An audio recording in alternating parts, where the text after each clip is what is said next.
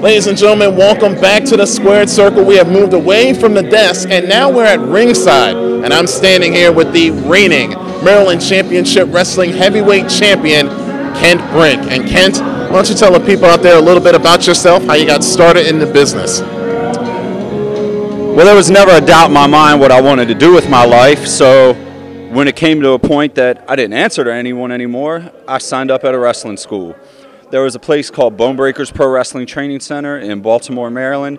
I walked in their doors in May 1999, and I haven't looked back ever since. Now, the training, describe the training. How hard was it? Because there are a lot of people who sit at home right now and say, you know what, that's something that I can do. It's easy. What do you have to say to those people? I tell those people to sign up and do it then. My training was brutal, and I got the crap kicked out of me on a daily basis, especially because no one liked me when I walked in. You know, there were nights I had blood, bruises, you know, for no reason. I'd be put in a corner and intentionally beat on all night. You know, it was what it was. But I came up, I guess, at a different time than these guys are coming up in now, and even the time I came up in was different than the time before. So to anyone who thinks that this is easy, hey, do it then. Now, you talked about it. What do you see as the difference between, let's say, the superstars and guys that came up in your time to the new guys who are just starting now, a lot of them who are here tonight? What is the major difference that you see between the two? Well, I don't want to sit and talk about my time and this time like I'm an old man. Let's get that out on the air now. But just guys I see getting in today just quite simply have no respect because they don't have anyone to teach it to them. I mean, that's the easiest way I know how to put it, and honestly, the only way I know how to put it. Now, you talked about, you know, how confident you are in this business, but some people may look at it from the outside in thinking that you are a little overconfident. Now, do you think that you're overconfident, or is it confidence necessary to be successful in a business like this? I've been told by several wise, successful people in this business, you have to have a chip on your shoulder, and you have to be confident in yourself to make it in this business. No one's going to believe in you more than you, and at the end of the day, no one's going to have your back more than you. So absolutely, confidence is the #1 necessity in this business. Now, obviously, you're at the top of your game. You're the reigning MCW heavyweight champion, but is this it for you? Is this the pinnacle, or do you have a height, something that you want to attain before you call it quits? I'm almost insulted you just asked me, was this the pinnacle? No. Before the end of this year, wrestling fans around the world, wrestling fans in the wrestling universe will be tuning me in every week on either Monday, Tuesday, Thursday, or Friday night. Period. Kent Brink, thank you very much. Do you have any final parting words for the fans out there? For the fans, just take a look at what stands in front of you. You don't mind, do you? No. I don't care if you do. I'm a trailblazing, quite simply amazing, 6'7" slice of heaven. The one, the only MCW heavyweight champion, Kent Brink.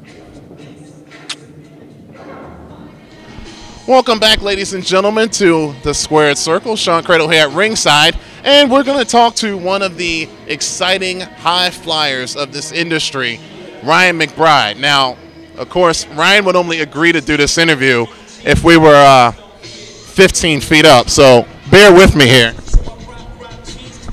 As we're going to do this from way up here, the top rope level in the home of Mr. Ryan McBride. Ryan, how are you?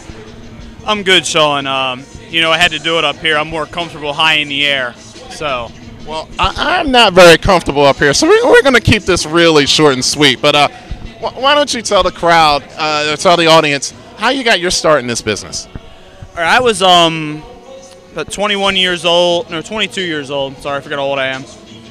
And a couple of friends of mine were going down to local wrestling school, and I decided to go with them and give it a try, and I took my first bump and loved it. Here I am today.